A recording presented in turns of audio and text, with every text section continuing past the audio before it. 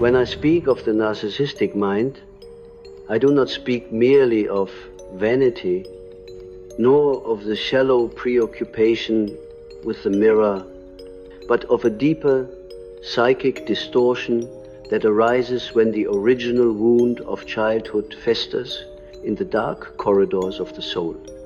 The narcissist is not born in arrogance, he is forged in neglect. He is not in love with himself, but with a reflection that guards him from pain.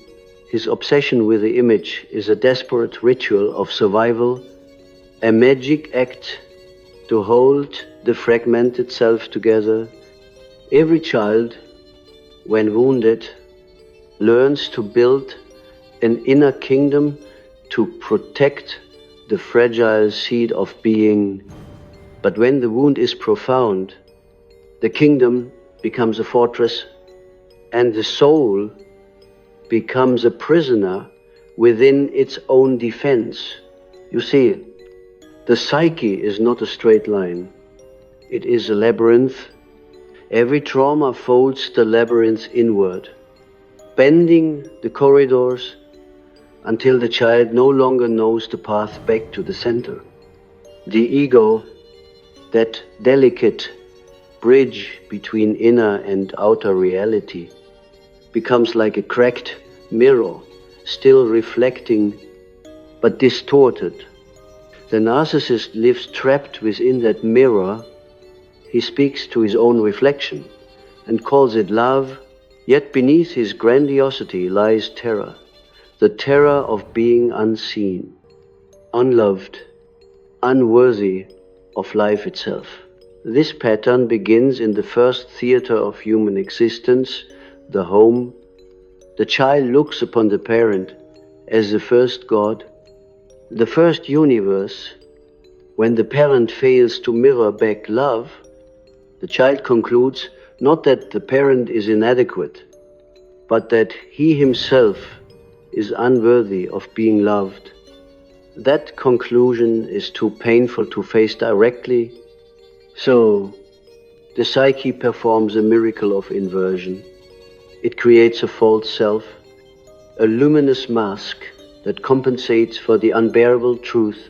The greater the void of genuine affection, the brighter and more impenetrable the mask must become. The narcissistic personality is thus born not out of pride, but out of self-abandonment. The child has traded authenticity for survival, but the unconscious remembers always. It remembers the night the child realized that love was conditional. It remembers the silence after crying for too long without response.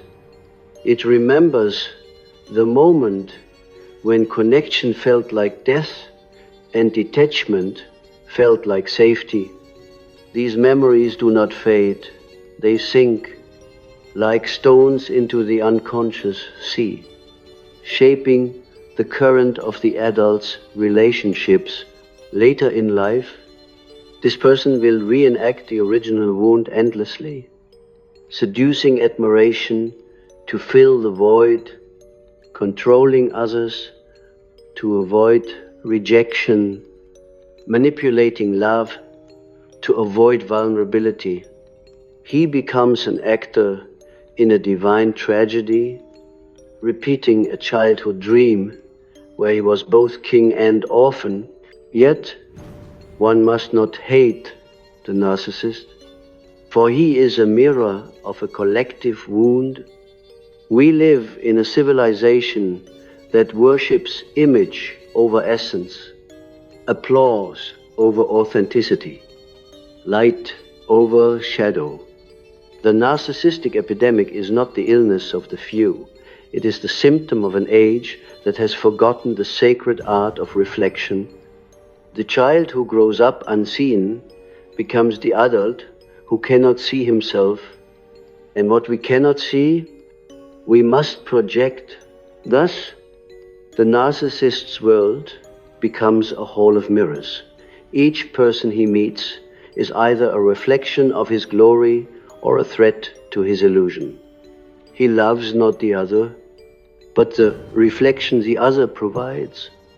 To love truly, one must risk seeing one's own shadow, and that the narcissist cannot do.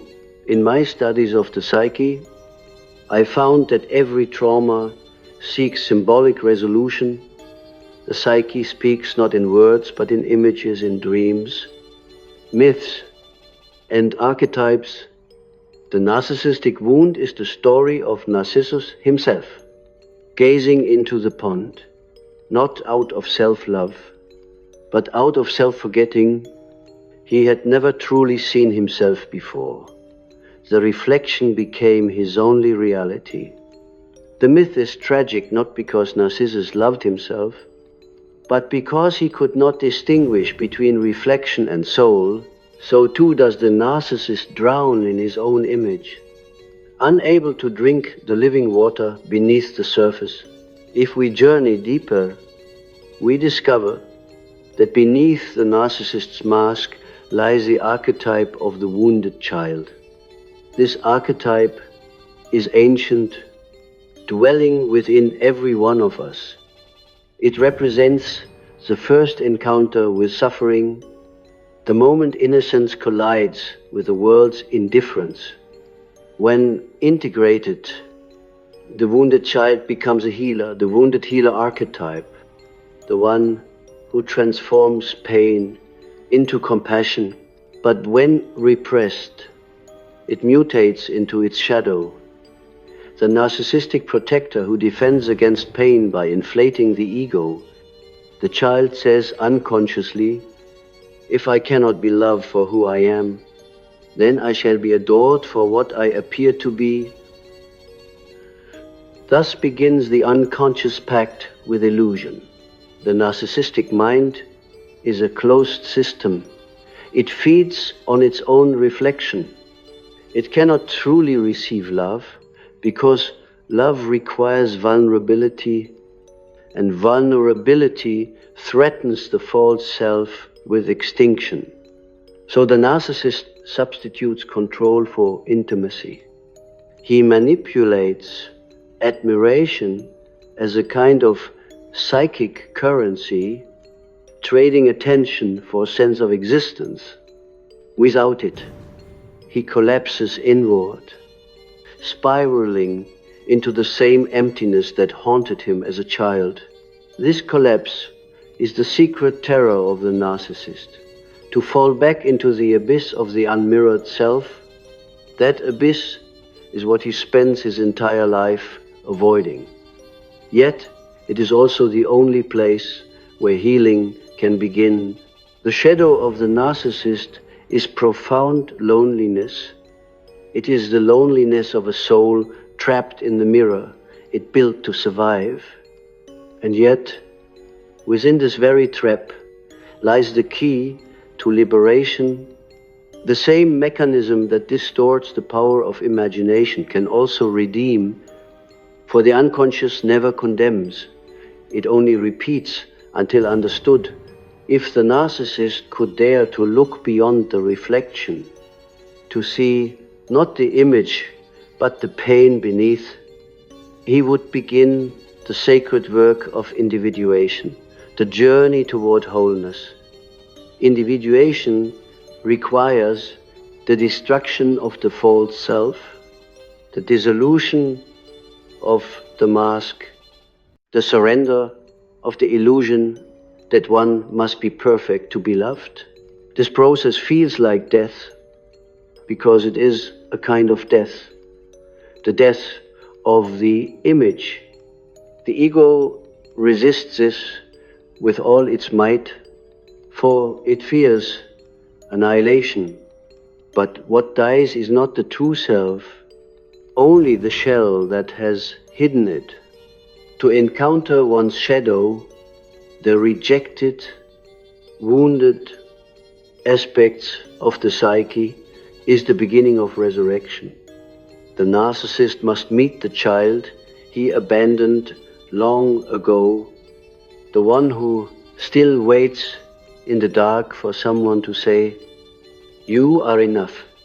When that meeting occurs, The walls begin to tremble, the mirrors crack, and something miraculous happens.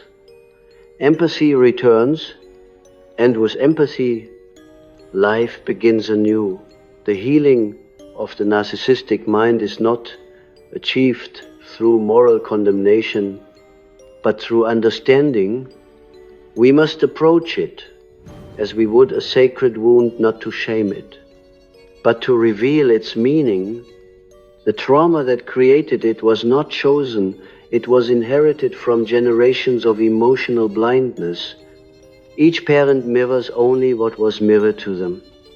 The cycle continues until one consciousness dares to turn inward and face the ancestral shadow. That is the essence of Jung's hidden pattern trauma transforms into narcissism, when the reflection of love is replaced by the reflection of image. But when awareness returns, the same pattern can transform back into empathy, because empathy is simply love without illusion. So when you meet a narcissist, do not see merely manipulation or arrogance. See a soul that once reached out for connection and found only absence. See a child who became his own God to survive the silence of an unresponsive world. See the divine spark buried beneath the armor of self-importance. And remember, you, too, carry fragments of that same wound.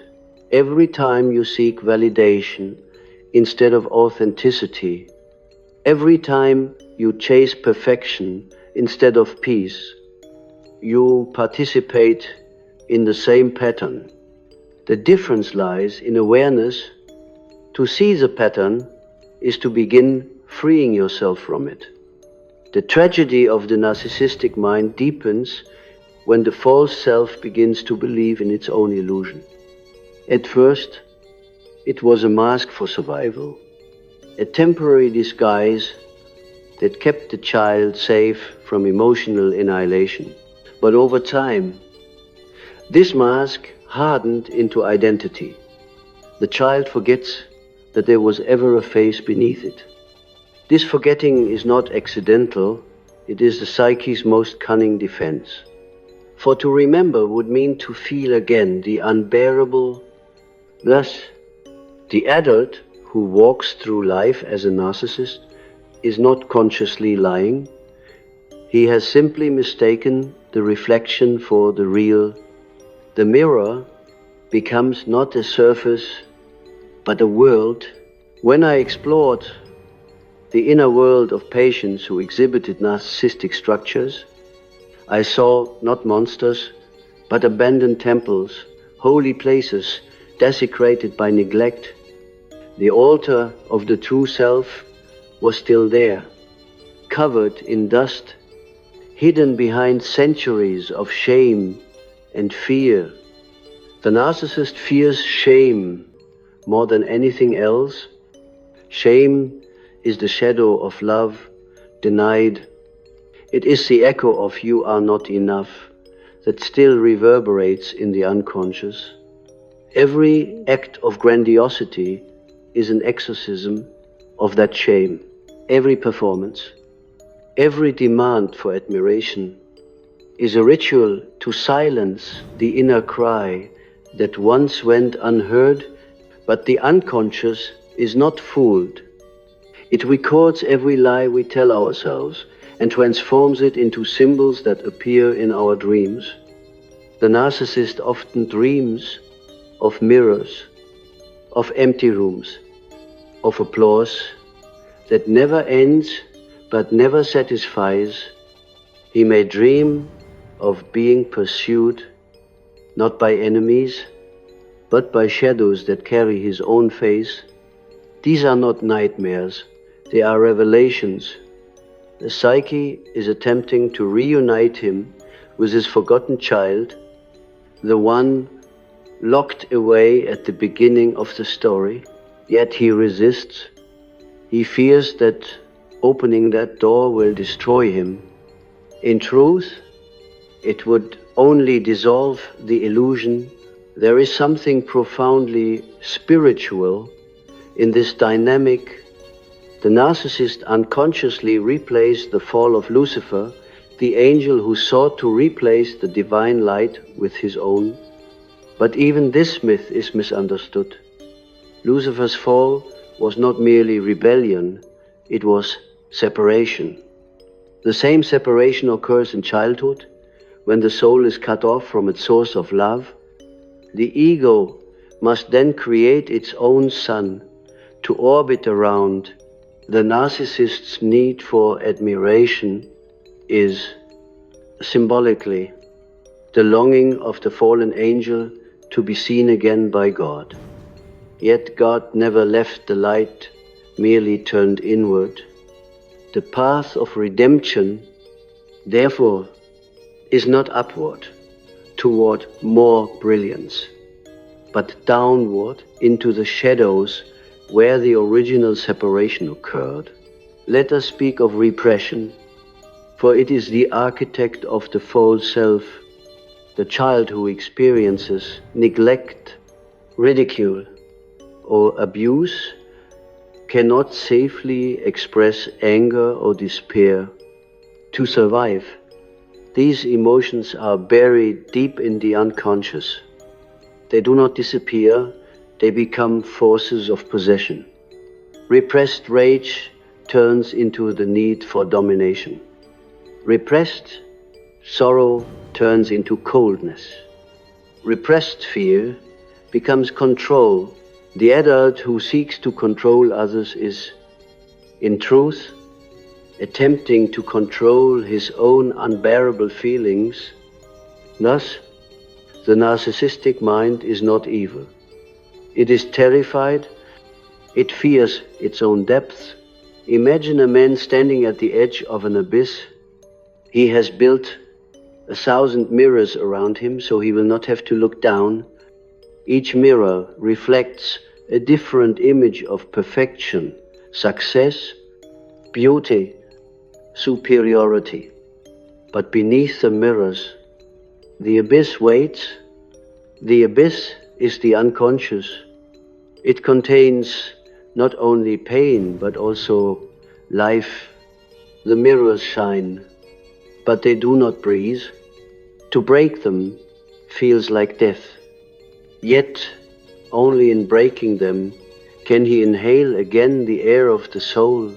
This is the paradox of individuation. You must die to the image before you can live as the self. Individuation is a sacred path by which the psyche seeks wholeness. It demands confrontation with the shadow, the parts of ourselves we have exiled. For the narcissist, the shadow is humility, vulnerability, dependence, and empathy, all qualities that were once punished or ignored. To reclaim them feels like humiliation, because the ego built its empire upon their denial. And yet, the more he denies them, the more they appear projected onto others. He sees weakness in others because he cannot bear to see it within himself. He despises neediness because it reminds him of the child who once needed and was denied. Every projection is a message from the unconscious. What you reject in them is what you abandoned in you. The world then becomes a mirror of the internal division. The narcissist attracts people who oscillate between adoration and rejection, those who will mirror his false greatness or confirm his secret unworthiness. The pattern repeats endlessly: idealization, devaluation, discard. It is not love. It is a ritual reenactment of the original wound. The relationship begins as a reenactment of the child's longing to be seen and ends as the confirmation of his greatest fear, that he is unlovable Yet, through this endless repetition, the soul is trying to awaken him. Every heartbreak, every failed relationship is an initiation disguised as tragedy. I have often said that neurosis is the suffering of a soul that has not found its meaning. The narcissistic neurosis is precisely this, the suffering of a soul that has mistaken reflection for essence. Healing does not begin with moral correction, it begins with meaning. When the narcissist asks, "Why do I feel so empty?" he is standing at the doorway of truth. That question is the first crack in the mirror. It is the voice of the forgotten child calling out through the layers of persona and performance. But we must be careful here. One cannot simply kill the ego. That language is too violent and only deepens the split. The ego is not the enemy. It is a structure that must be educated and expanded. The task is integration, not annihilation. The false self must be brought into dialogue with the true self, much as a teacher speaks gently with a frightened student. You cannot force awareness into the psyche. It must be courted. The unconscious reveals itself only to those who approach it with reverence. The first step in healing the narcissistic pattern is seeing. To truly see the false self as an illusion is an act of grace, but seeing is not yet integration. One must then feel the pain that the illusion was built to avoid. That pain is the crucible of transformation. When the narcissist weeps not out of self-pity, but from the recognition of the lost child within, that is the beginning of redemption. Those tears are holy. They dissolve the hardness of the persona and allow the soul to breathe again. In the dream work of such individuals, one often observes symbols of rebirth: water, caves, broken mirrors, or the child returning home. The psyche speaks through these images to announce that the process has begun. Yet the journey is long. Each time the person faces genuine intimacy, the old fear returns. If they see me, they will leave, and so he retreats to the safety of the image. But now awareness flickers. He knows it is false. That flicker is consciousness breaking through repetition. Every soul must one day confront its reflection and ask, "Who am I when no one is watching?" For the narcissist, this question is terrifying. For without witnesses, his identity dissolves. But in that dissolution lies liberation. When you can bear to exist without admiration, you rediscover being itself. The self does not need an audience. It is its own witness. This realization is not intellectual. It is mystical.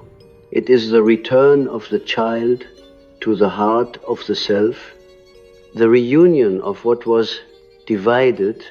The child once said, "If I am perfect, they will love me."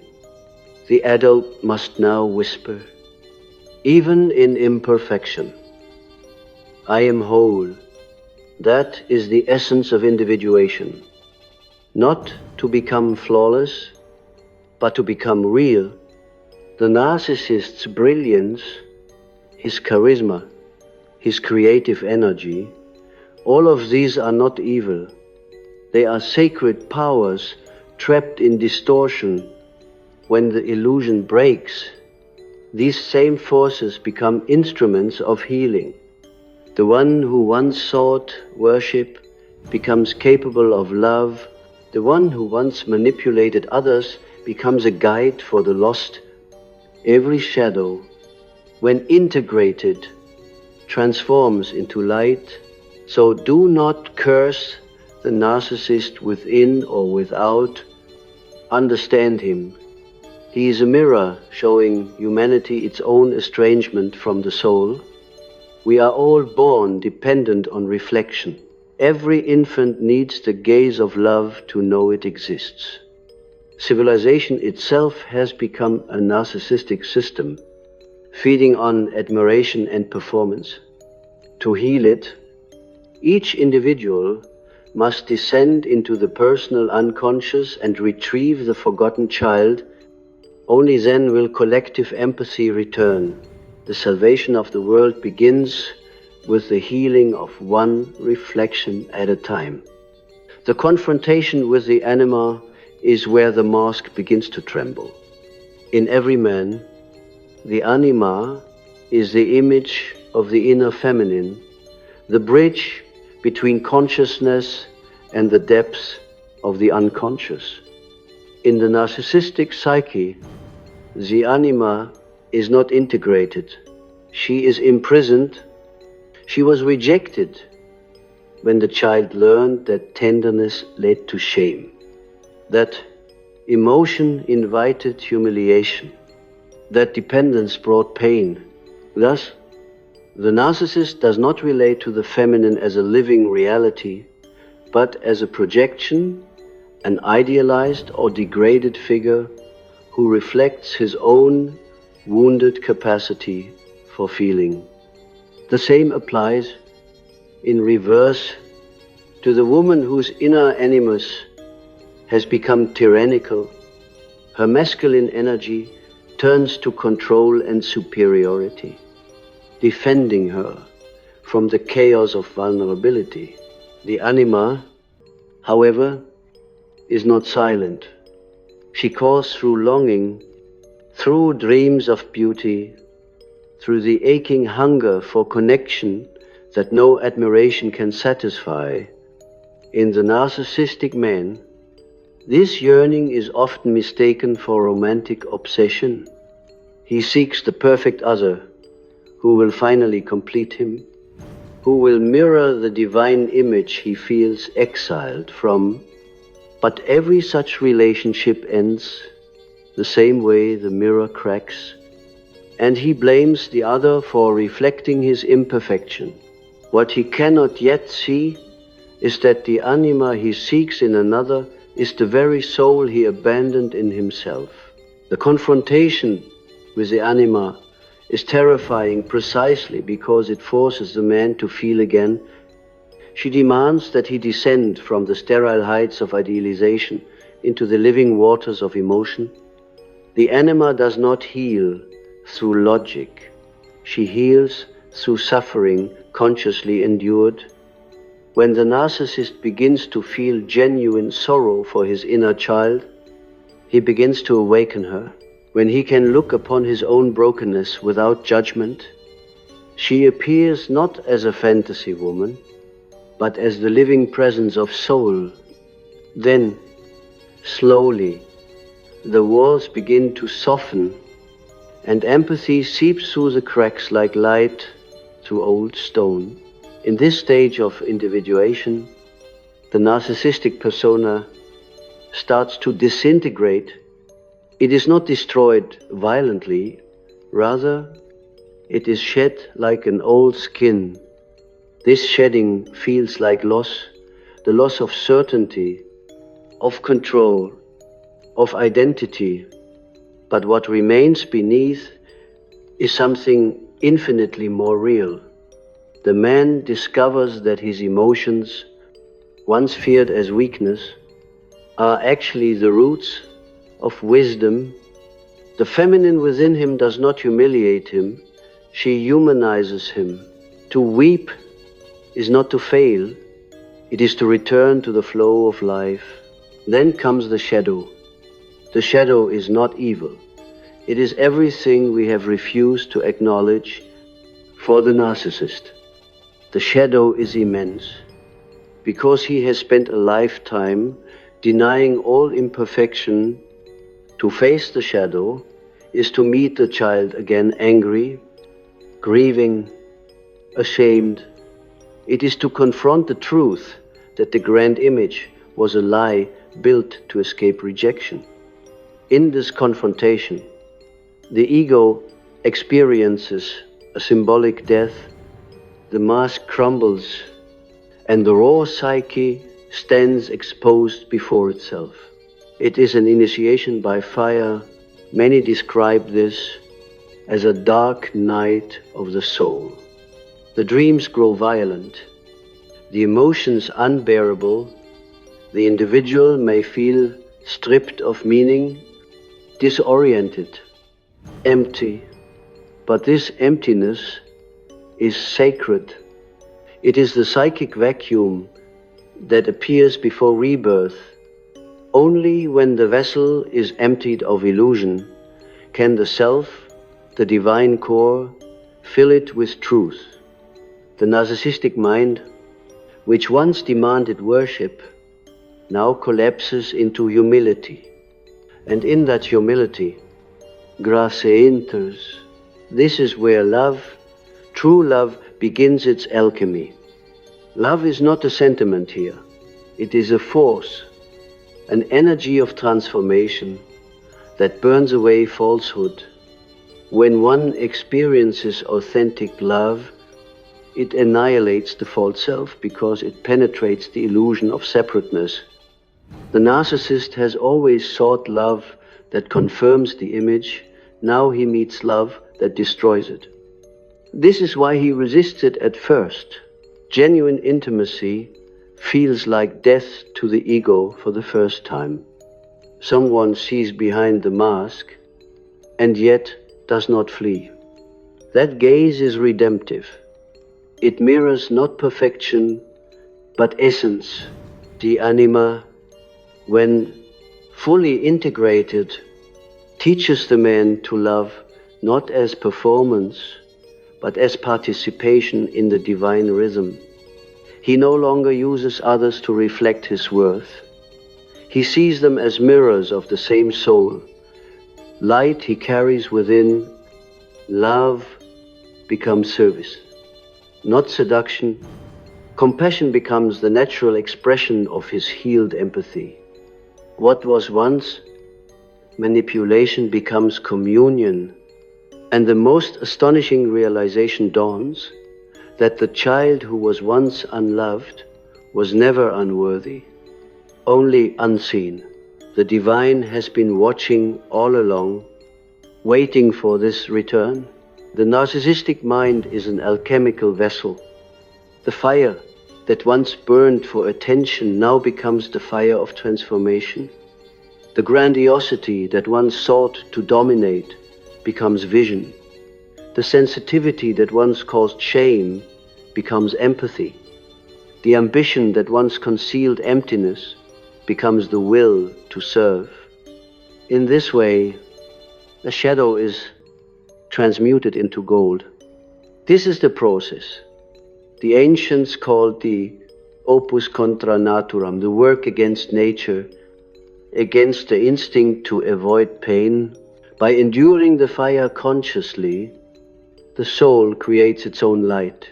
I have observed in such transformations that the person often dreams of descending into the earth, finding a wounded child in a cave, or lighting a candle in complete darkness. These are not mere fantasies. They are messages from the unconscious showing that the reunion is near.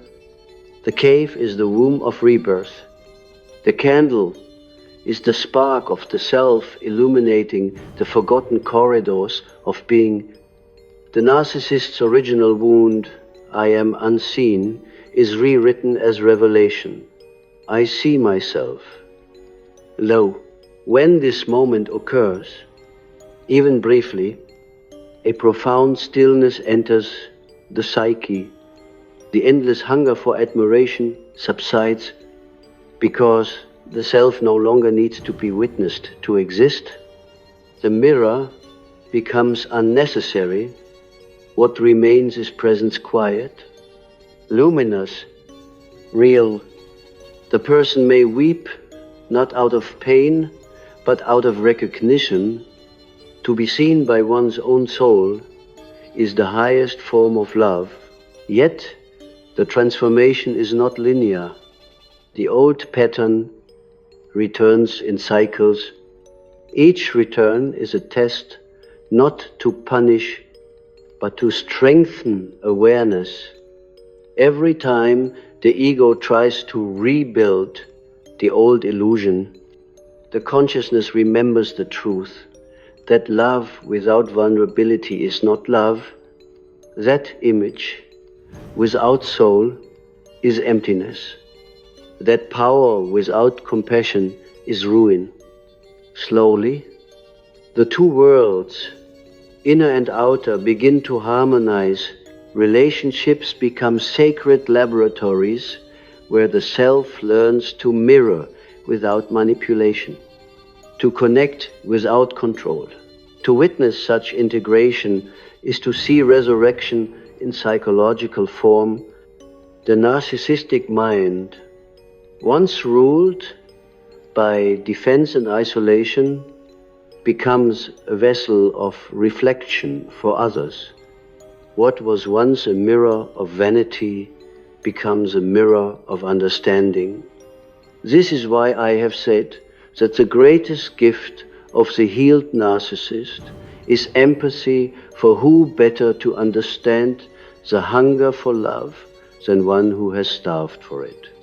The false self, when dissolved, reveals the healer beneath. The wounded child becomes the wounded healer. It is no coincidence that many who once lived in narcissistic illusion later become teachers, therapists, or artists. They have touched the extremes of emptiness and thus carry an innate reverence for authenticity. Their creativity is no longer a performance. It is revelation. They no longer create to be admired, but to participate in the divine act of creation itself. The very wound that once isolated them becomes the portal through which the collective soul speaks. So understand this pattern not as pathology alone, but as a mythic journey. The narcissist's fall from authenticity mirrors humanity's fall from the self. The journey back is the journey of all souls, from image to essence, from reflection to light, from loneliness to communion. Every trauma, every mask, every illusion is part of the labyrinth designed to lead us back to center. When the soul finally returns, it no longer seeks the mirror. It becomes the mirror, clear, still, and reflective of the divine image within all things.